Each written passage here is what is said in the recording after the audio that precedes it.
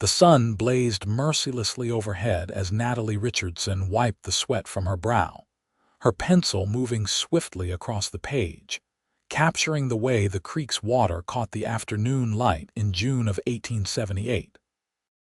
She had traveled from Boston to the Arizona Territory 3 months ago with her aunt and uncle.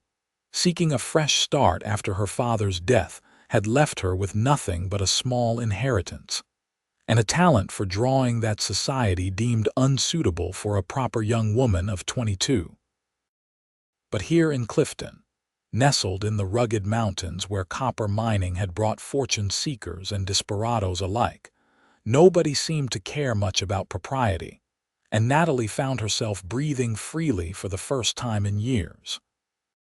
The creek gurgled past her, a ribbon of precious water in this harsh landscape, and she worked quickly to capture the interplay of light and shadow on the cottonwood trees that lined its banks. Her Aunt Meredith had warned her about wandering too far from town alone, but Natalie had grown tired of sketching the same dusty streets and weathered buildings. She craved something wild, something untamed that matched the restless feeling that had taken root in her chest since arriving in the territory. The sound of hooves on rocky ground made her look up, her heart suddenly hammering in her chest. A lone rider approached from the east, silhouetted against the bright sky, and for a moment, Natalie considered gathering her things and running. But the rider had already seen her, and running would only make her look foolish or guilty of something. As horse and rider drew closer, Natalie could make out more details. The man sat tall in the saddle, his broad-brimmed hat shadowing his face, wearing dusty leather chaps over worn denim. His horse, a handsome chestnut mare, picked her way carefully down the rocky slope toward the creek. Natalie stood, brushing dirt from her simple blue cotton dress, acutely aware that her dark hair had come loose from its pins and hung in waves down her back. The cowboy reined in his horse about 20 feet away, and Natalie finally got a good look at his face. He was young, perhaps 25 or 26, with sun-bronzed skin and striking green eyes that seemed to assess her with a mixture of curiosity and caution. A few days' worth of stubble darkened his jaw, and when he removed his hat in a gesture of respect, she saw that his light brown hair was damp with sweat. "Afternoon, miss," he said, his voice a low rumble that carried easily over the sound of the water. "Did not expect to find anyone out here." "Name is Caleb Porter. I work the cattle up at the Double R Ranch, north of town." "Natalie Richardson," she replied, trying to keep her voice steady despite the way her pulse had quickened. There was something about him that drew her attention, something in the way he carried himself with quiet confidence. "I am sorry if I am trespassing. I was just sketching the creek." Caleb's eyes moved to the sketchbook she still held, and genuine interest flickered across his face. "Sketching? May I see, or is that too forward of me to ask?" Natalie hesitated only a moment before stepping closer, holding out the book so he could see from his saddle.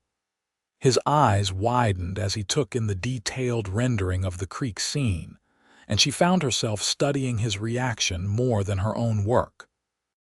"That is remarkable," he said finally, meeting her gaze.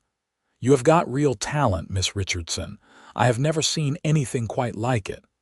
A flush of pleasure warmed her cheeks. "Thank you.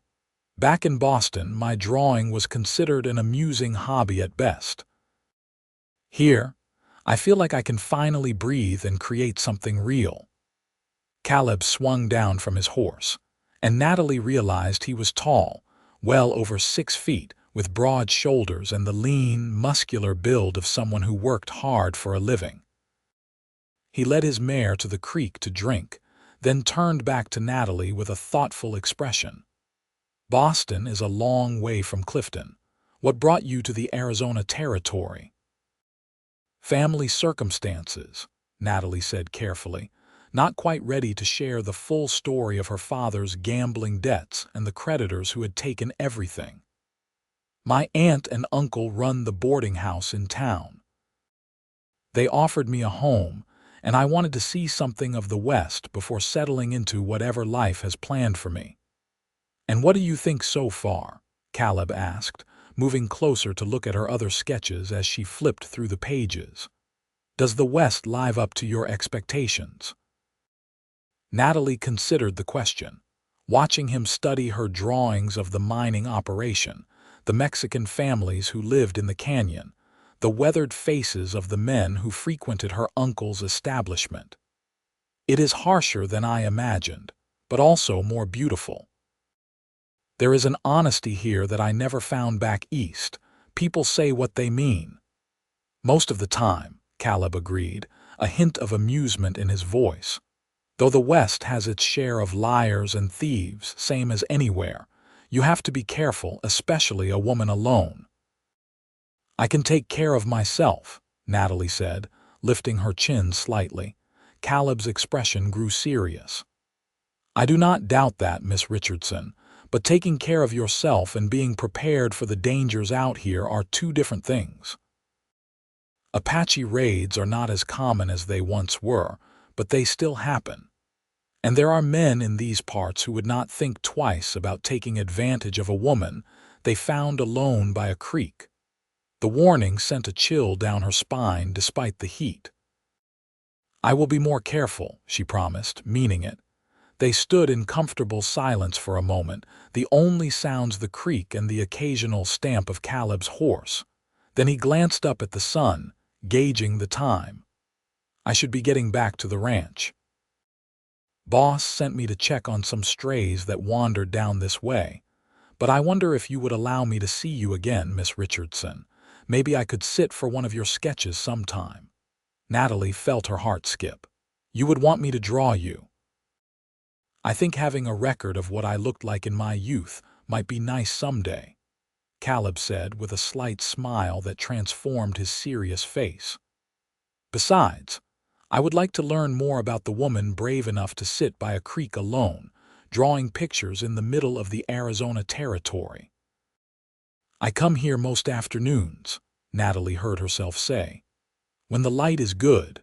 Caleb nodded, settling his hat back on his head. Then I will try to come by tomorrow if that suits you. Might be around 3 o'clock or so after I finish my morning work. Tomorrow at 3, Natalie agreed, surprised by how much she wanted to see him again. She watched him mount his horse with easy grace, and he touched the brim of his hat in farewell before riding off toward the north. Natalie stood by the creek long after he had disappeared from view, her sketchbook forgotten in her hands, wondering what had just happened, and why the memory of his green eyes made her pulse race in a way nothing ever had before. That evening, back at her aunt and uncle's boarding house on Clifton's Main Street, Natalie tried to focus on helping serve dinner to the miners and cowboys who rented rooms, but her mind kept wandering back to the creek and to Caleb Porter. Her Aunt Meredith, a sharp-eyed woman of 45 with graying blonde hair and a kind heart, noticed her distraction. You seem far away tonight, dear, Meredith said as they washed dishes in the kitchen after the meal.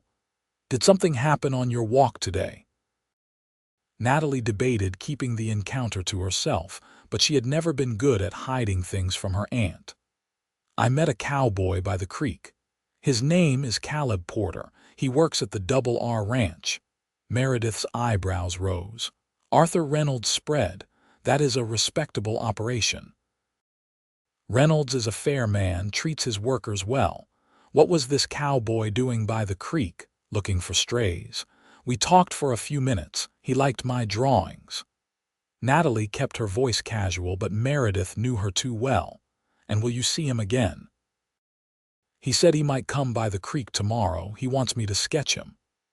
Natalie met her aunt's gaze steadily. Is that inappropriate?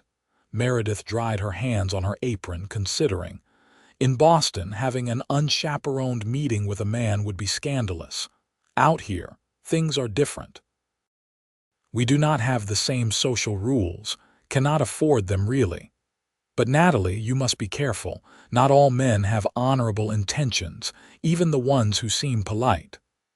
I will be careful, Natalie promised, the same words she had said to Caleb. Your Uncle Benjamin can ask around about this Caleb Porter. Make sure he is who he says he is. We want you safe, dear. You are all we have left of your father. God rest his soul. Tears pricked Natalie's eyes at the mention of her father. For all his faults, she had loved him, and his death 6 months ago still felt raw. I know, Aunt Meredith. I am grateful every day that you took me in. Her aunt pulled her into a warm embrace. You are family. There is nowhere else you should be. That night, lying in her small room at the back of the boarding house, Natalie could not sleep. She kept thinking about Caleb Porter, about the way he had looked at her drawings with genuine appreciation, the respectful way he had kept his distance while still showing interest. She had received plenty of attention from men in Boston, but it had always felt calculating, as though they were assessing her worth based on what connections or money she might bring to a marriage. Caleb had seemed interested in her, in who she was, not what she represented. The next afternoon, Natalie found herself back at the creek by 2:30, a full half-hour before she expected Caleb. She had taken more care with her appearance than usual, wearing her best day dress, a soft green cotton that brought out the color of her eyes, and she had managed to pin her hair into a neat arrangement that would hopefully withstand the desert heat. She settled herself on the flat rock that had become her favorite spot, and tried to focus on sketching the way the sun hit the water, but her eyes kept darting to the path where Caleb had appeared the day before. When he finally arrived, riding the same chestnut mare, Natalie's heart leaped in her chest. He looked freshly washed, his hair damp, wearing a clean shirt under his leather vest. He had shaved too, revealing the strong line of his jaw. The effort he had made did not go unnoticed. Miss Richardson, he said, dismounting. I was not sure you would be here. I said I would be, Natalie replied, closing her sketchbook. Did you think I would not keep my word? No, I just thought maybe you would change your mind after thinking about it. Pretty woman like you probably has better things to do than spend time sketching a dusty cowboy. The compliment, delivered so matter-of-factly, made Natalie's cheeks warm. I find that subjects with character make for better drawings than subjects who are merely decorative. Caleb laughed, a rich sound that made her smile. Well, I hope I have enough character to make this worthwhile for you. They spent a few minutes arranging how he should pose. Natalie had him stand near the creek, one boot propped on a rock, his hat in his hands, the afternoon sun casting dramatic shadows across his features. As she began to sketch, she found herself studying him with an intensity that went beyond the artistic. His face was all planes and angles, weathered by sun and wind but still young, still open in a way that suggested he had not yet been hardened by life's cruelties.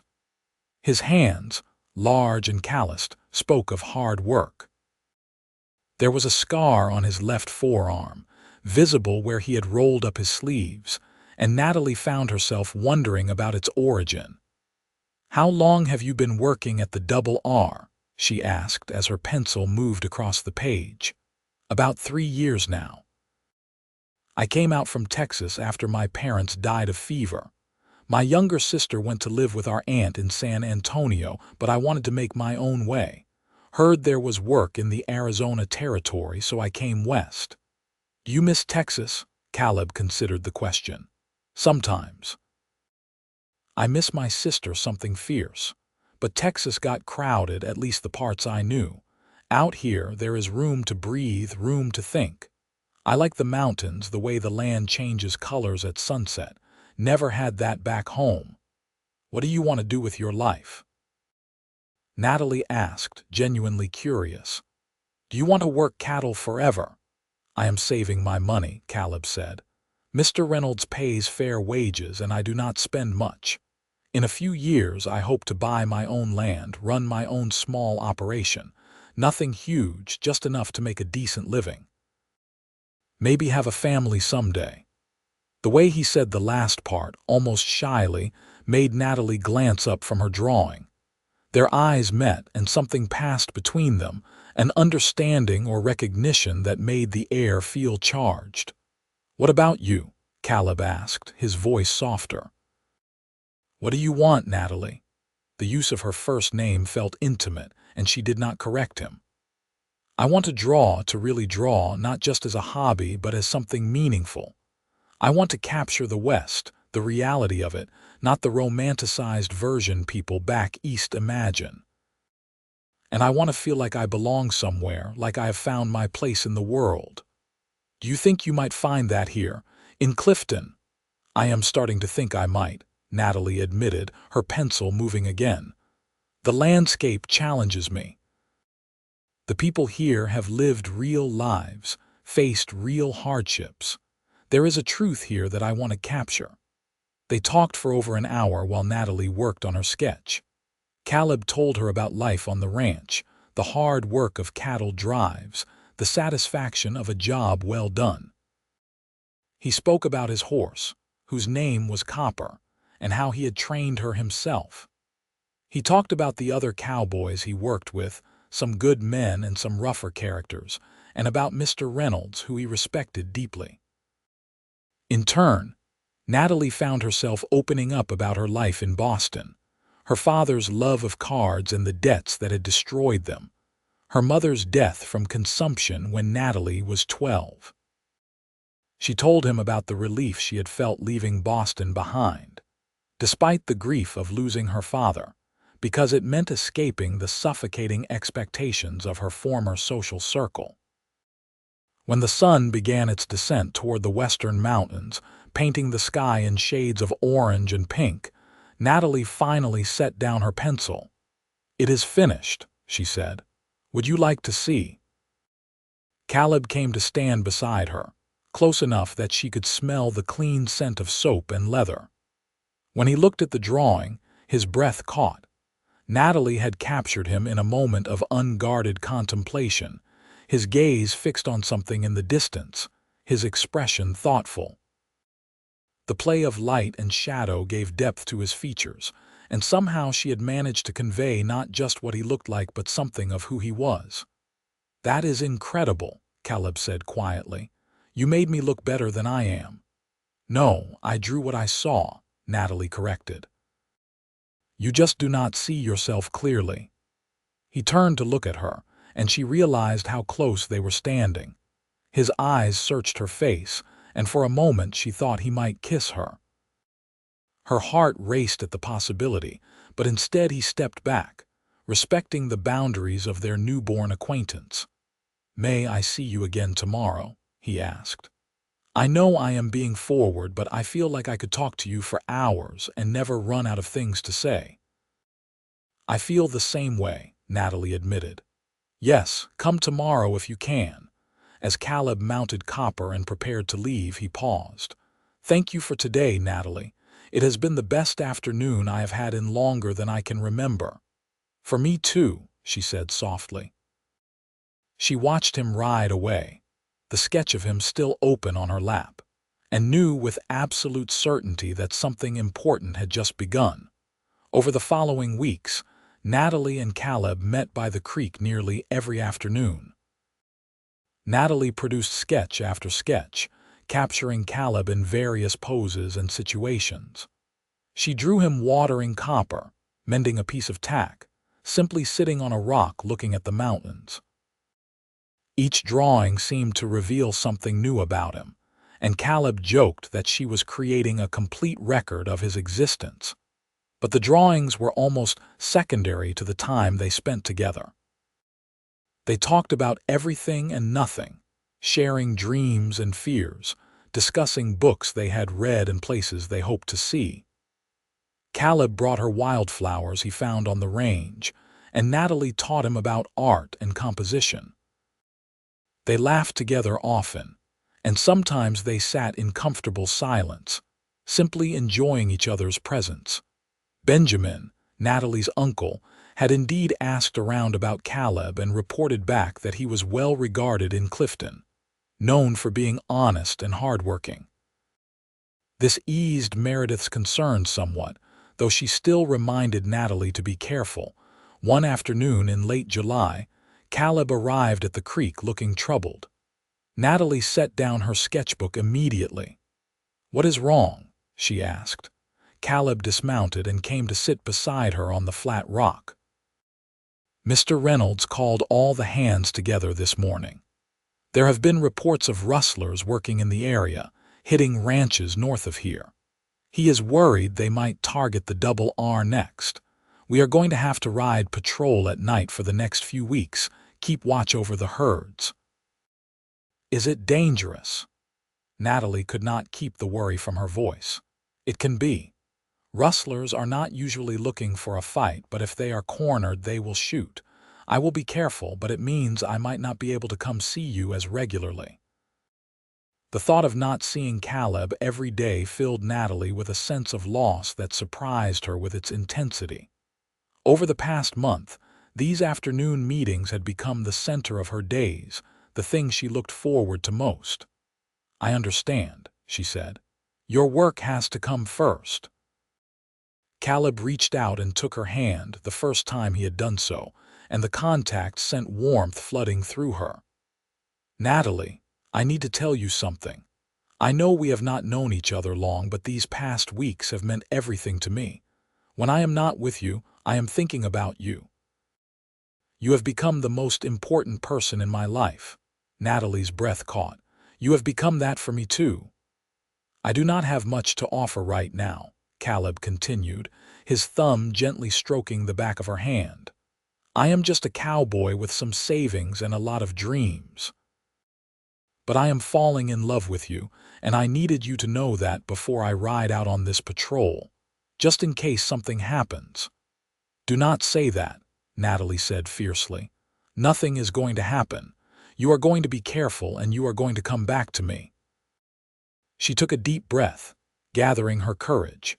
"Because I am falling in love with you too, Caleb Porter, and I have no intention of losing you now that I have found you."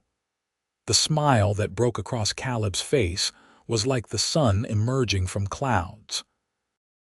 He cupped her face in his hands, his touch gentle despite the calluses, and looked into her eyes with such tenderness that Natalie felt tears forming. "May I kiss you?" he asked softly.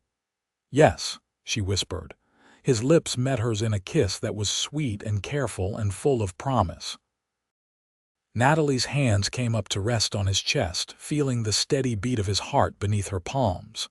The kiss deepened, becoming more urgent, and when they finally pulled apart, both were breathing hard.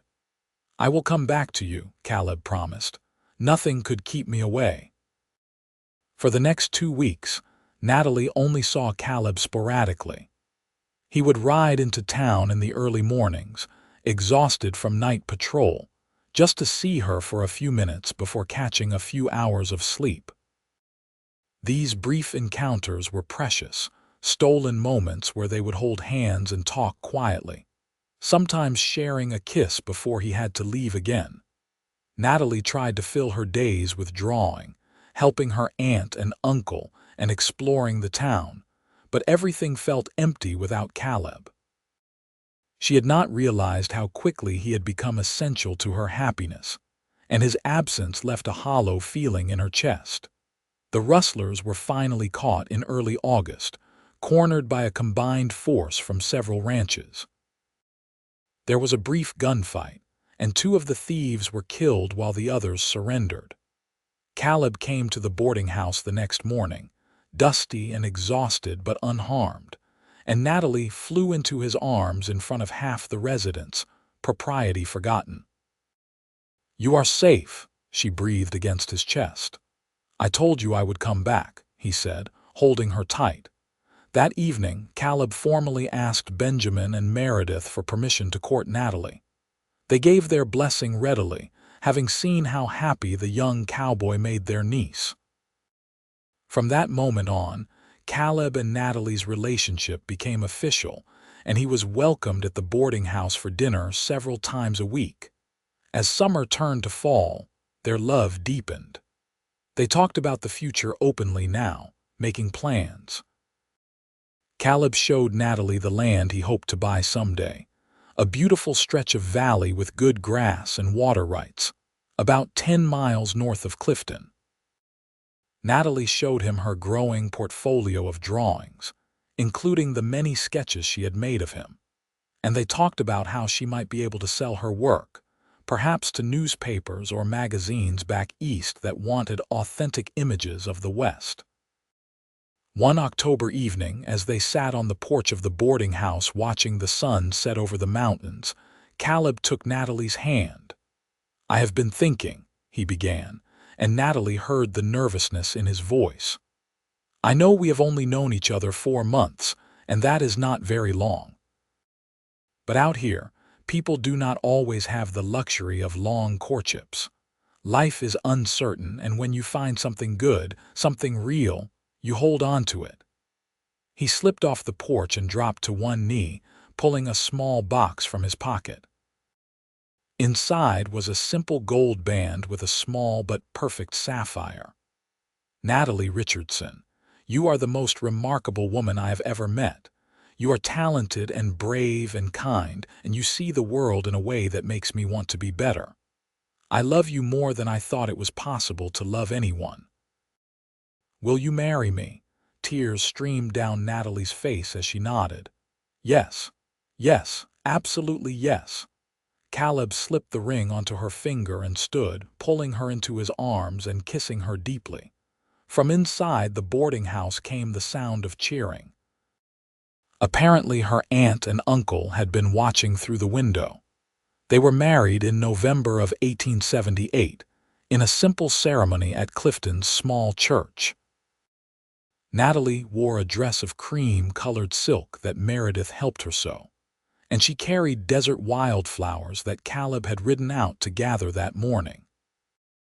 The ceremony was attended by her aunt and uncle, the ranch hands from the Double R, and several families from town who had become fond of the young artist from Boston.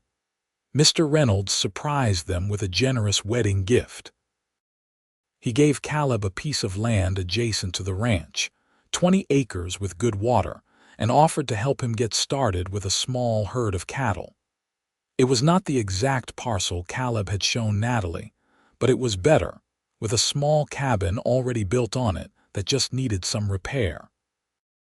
"You have been a good worker and a loyal man," Reynolds told Caleb at the wedding celebration.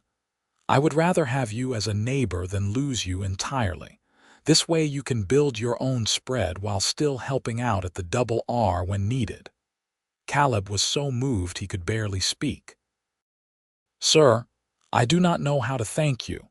Make that young woman happy and prove me right for believing in you. That will be thanks enough." The newlyweds moved into the cabin the day after the wedding. It was small, just 2 rooms and a loft, but it sat in a beautiful spot with views of the mountains and the creek running not far from the door. Natalie immediately claimed a corner by the south window as her studio space, and Caleb built her a proper easel and work table. Their first winter together was hard but happy. Caleb worked long hours getting their small ranch operation started, with Natalie helping where she could. She had never done physical labor before coming west, but she learned to care for the chickens they bought, to tend a garden, to help with the cattle when Caleb needed an extra hand. Her soft hands became calloused, her skin tanned despite her best efforts to wear a bonnet, and she had never felt more alive. In the evenings, after the work was done, they would sit by the fire and Natalie would sketch while Caleb read aloud from the newspapers and books they borrowed from town. Sometimes they would just talk, sharing their thoughts about the day, making plans for the future. And at night, in the warmth of their marriage bed, they discovered the physical expression of the love that bound them together. Natalie continued her drawing, and with Caleb's encouragement, She put together a portfolio of her best Western scenes and sent them to several newspapers and magazines back east. In early spring, she received her first acceptance. Harper's Weekly wanted to buy 6 of her drawings for a feature article about life in the Arizona Territory, and they were offering $50. Natalie ran all the way to the barn where Caleb was working, waving the letter. "They want my drawings. Caleb, they are going to pay me for my art." He swept her up and spun her around, both of them laughing. "I knew they would. You are too talented for the world not to notice." The money from that first sale and others that followed helped them buy more cattle and improve their property. But more than the money, the validation of her talent meant everything to Natalie. She was becoming known, building a reputation as an artist who could capture the authentic West. That summer, Natalie discovered she was pregnant. The news filled them both with joy and terror in equal measure. Medical care in Clifton was limited, and childbirth was dangerous, especially in the frontier. But Meredith had experience as a midwife, and they trusted that everything would be all right. "I want a whole house full of children," Caleb said one evening, his hand resting gently on Natalie's still flat stomach. "Little ones with your talent and beauty. And your kindness and strength," Natalie added. "Though I think we should see how we manage with one before planning a houseful." As her pregnancy progressed, Natalie found she could not ride as easily or work as hard, but her drawing actually improved. She produced a series of sketches and paintings of pregnant women, of mothers with children, of families working their land. These intimate portraits of Western domestic life were unlike anything being published, and they found an eager audience. In March of 1880, after a long and difficult labor, Natalie gave birth to a healthy baby boy. They named him Thomas, after Natalie's father, but called him Tommy. Caleb held his son with tears streaming down his face, and Natalie knew that her heart had somehow expanded to contain even more love than she thought possible. The years that followed were not easy, but they were good. The ranch prospered slowly but steadily. They added to the cabin, building on an additional bedroom and expanding the kitchen. Natalie's art career continued to grow. She began receiving regular commissions from magazines and eventually published a book of her Western drawings that sold respectably. Tommy grew into a curious, energetic child who loved following his father around the ranch. When he was 3, Natalie gave birth to a daughter they named Clara, who had her mother's dark hair and her father's green eyes. 2 years later came another son, Samuel, completing their family. Caleb proved to be a devoted father, patient and loving with the children. He taught them to ride, to care for the animals, to respect the land. Natalie taught them to read and draw, filling their minds with stories and beauty. Together, they created a home full of love and laughter. One spring evening in 1885, 7 years after their first meeting by the creek, Caleb and Natalie left the children with Meredith and rode out to the spot where it had all begun. The cottonwoods were in leaf, and the water rushed past with the energy of snowmelt from the mountains. "Do you remember the first time we met here?" Caleb asked, dismounting and helping Natalie down. "I remember thinking you were the most handsome man I had ever seen," Natalie said with a smile, "and being terrified that you had caught me alone. I remember thinking that I had never seen anyone look at the world the way you did, with such intensity and appreciation. I knew immediately that you were special." They sat on the same flat rock where Natalie had done so many of her sketches.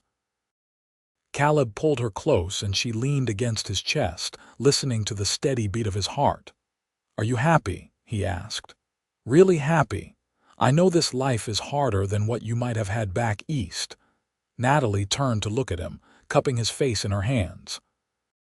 "I have never been happier. You gave me everything I did not even know I wanted. A home, a family, the freedom to pursue my art. But most of all, you gave me yourself, and that is the greatest gift I could ever receive." Caleb kissed her, a kiss full of the love that had only deepened over the years. "You made me believe I could be more than just a cowboy drifting from ranch to ranch. You gave me purpose, a reason to build something lasting." "We built it together," Natalie said. They sat by the creek as the sun set, watching the light paint the mountains in shades of gold and purple. Natalie had brought her sketchbook, as always, and she began to draw the scene, but this time she included Caleb in the composition, his profile strong against the fading light. "I will never stop drawing you," she said as her pencil moved across the page. "You were my favorite subject from the very beginning, and you always will be." "Good," Caleb said with a smile, "because I never want you to stop seeing me the way you do." As they rode home in the twilight, the lights of their cabin visible in the distance, Natalie reflected on the journey that had brought her here. She had come to the Arizona Territory running from grief and failure, expecting nothing more than a temporary refuge. Instead, she had found her life's great love, a partner who supported her dreams and built new dreams alongside her. The years continued to pass with the rhythm of ranch life. The children grew, each developing their own personalities and talents. Tommy proved to have his father's way with horses and his mother's eye for beauty. Clara was quieter, happiest with a book in her hands or helping Natalie with her drawings. Samuel was the adventurous one, always exploring, always asking questions. Caleb and Natalie's ranch expanded gradually. They never became wealthy, but they were comfortable, and more importantly, they were respected in the community. Caleb served on the town council, helping make decisions about water rights and grazing lands. Natalie's artwork hung in homes throughout the territory and appeared regularly in publications back east, giving people a window into the real West, not the mythologized version. In the evenings, when the work was done and the children were asleep, Caleb and Natalie would often sit on their porch and watch the stars come out. Sometimes they would reminisce about their early days, about that first meeting by the creek that had changed both their lives. Other times they would talk about the future, about what would happen when the children were grown, about growing old together. "Do you ever regret staying here?" Caleb asked one such evening. "You could have gone back east, become famous as an artist in the big cities." "Never," Natalie said firmly. "Everything I ever wanted is right here. My family, my home, my work.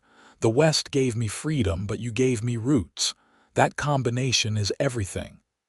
As their 10th anniversary approached, Caleb planned a surprise. He had been saving money, and he commissioned a photographer from Tucson to come to Clifton and take a formal portrait of their family. It was an extravagance they normally would not consider, but Caleb wanted a record of this moment in their lives. On the day of the photograph, they all dressed in their best clothes. Natalie wore the sapphire ring Caleb had given her when he proposed, and she carried a sketchbook in the photo, a symbol of how they had met. The resulting image captured them beautifully. Caleb standing tall and proud, Natalie beside him with confidence in her eyes, and their 3 children arranged around them, healthy and happy. But Caleb had one more surprise. He had also arranged for the photographer to take pictures of some of Natalie's best drawings, creating a portfolio that he then sent to a publisher in New York.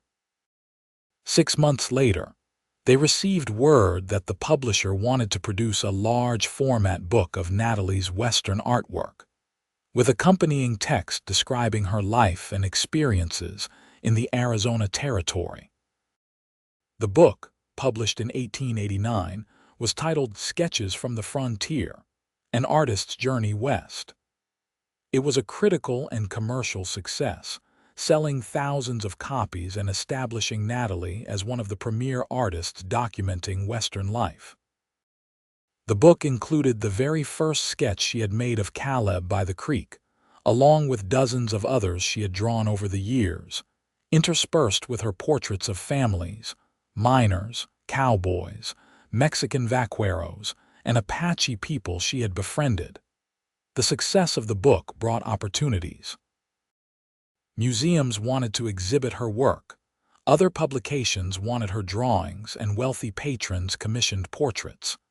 But Natalie was selective about what she accepted, never wanting her career to take her away from her family for long periods. "The work will always be there," she told Caleb. "But the children are only young once. I do not want to miss this time with them." Caleb supported her completely, just as she supported his work building their ranch into a thriving operation. They were true partners in every sense, each making space for the other's dreams while building their shared life together. When Tommy turned 15, he began helping his father with the cattle in earnest, proving to have a natural gift for the work. Clara, at 12, was already showing remarkable artistic talent of her own, and Natalie began teaching her more advanced techniques. Samuel, at 10, was fascinated by the copper mines that still operated around Clifton and talked about becoming an engineer someday.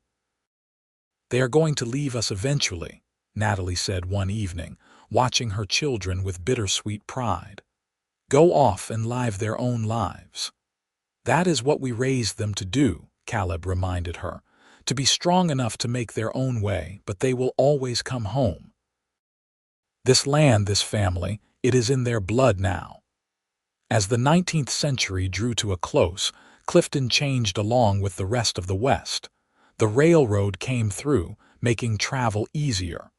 More families settled in the area and the town grew. Some of the wildness that Natalie had loved when she first arrived was tamed, but there was still beauty in the landscape, still honesty in the people who made their lives there. Natalie and Caleb grew older together, their love deepening with each passing year. The physical passion that had drawn them together matured into something even more profound. A complete understanding and acceptance of each other, a partnership that made them both stronger than they could have been alone. One day in the spring of 1895, Natalie and Caleb rode out to the creek together, just the two of them, as they had done regularly over the years. Their children were old enough now to manage the ranch for an afternoon, and these private excursions had become precious to them. Natalie brought her sketchbook, as always, and she drew Caleb as he sat by the water. He was 42 now, his face more weathered, his hair threaded with gray, but to her he was still the handsome cowboy she had fallen in love with 17 years ago. "You know what I love about your drawings," Caleb said, watching her work. "You do not just capture how things look, you capture how they feel." "That is because I draw with my heart as much as my hands," Natalie replied, "especially when I am drawing you." When she finished the sketch, they sat together in the shade of the cottonwoods, Caleb's arm around her shoulders, Natalie's head resting on his chest. They were quiet for a long time, simply being together, needing no words. Finally, Caleb spoke. "Do you remember what you said to me that first day we met? You said you wanted to feel like you belonged somewhere, like you had found your place in the world." "I remember," Natalie said softly. "Did you find it? Your place?" Natalie sat up to look at him, her eyes shining with emotion. "I found it the moment I met you, Caleb. My place is not really about the land or the house or even the territory. My place is with you. Wherever you are, that is where I belong." Tears glistened in Caleb's eyes. "That is exactly how I feel about you. You are my home, Natalie. You always have been." They kissed, a kiss that held 17 years of love and commitment, of shared joys and weathered sorrows, of passion and tenderness and absolute trust. When they finally pulled apart, both were smiling through tears. As they rode back to the ranch that evening, side by side as they had ridden through life together, Natalie thought about how much had happened since that day in June of 1878, when a young cowboy had come upon her sketching by a creek. She had been looking for something to draw, trying to capture the beauty of the Arizona territory. Instead, she had found everything: love, home, family, purpose, and a partnership that had given meaning to every day since. And through it all, Caleb had remained her favorite subject, the man whose face and form she knew better than any other, whose presence in her life had made everything else possible. Years continued to pass in their quiet corner of the Arizona territory. Tommy married a girl from town and started his own small ranch nearby, staying close to the land and family he loved. Clara's artistic talent blossomed, and she eventually moved to Santa Fe to study with established painters, though she visited home often, bringing her own husband back with her when she married at 23. Samuel did indeed become an engineer, helping to design and build the infrastructure that the growing West needed, but he too returned to Clifton frequently, never forgetting his roots. Caleb and Natalie became grandparents, delighting in the next generation. They turned over the day-to-day running of the ranch to Tommy and his wife, though Caleb still rode out most days to check on things and lend a hand where needed. Natalie's eyesight remained sharp, and she continued to draw, though her pace was more leisurely now. She had nothing left to prove to the world. She drew for the pure joy of it, to capture moments she wanted to remember. On their 25th wedding anniversary, the whole family gathered at the ranch for a celebration. Children and grandchildren filled the house that Caleb and Natalie had built together, and the sound of laughter and conversation was music to their ears. That evening, after the party wound down, they once again rode out to their creek. A quarter-century, Natalie marveled, looking at the man beside her. How did it pass so quickly? Good years always do, Caleb said. Though I remember every moment we have shared, every joy, every challenge, every ordinary day that we spent together. Natalie had brought her original sketchbook, the one containing the very first drawing she had made of Caleb. She opened it now, studying the young man on the page, then looking at the man beside her. He had aged, certainly, but the essential quality that had drawn her to him was unchanged. His eyes still held the same kindness, the same integrity, the same love. "You are still my favorite subject," she said. "Always and forever." Caleb took her hand, running his thumb over the sapphire ring he had given her so many years ago. "And you are still the most remarkable woman I have ever known. Marrying you was the best decision I ever made." "The best decision we ever made," Natalie corrected. "We chose each other, and we chose this life together."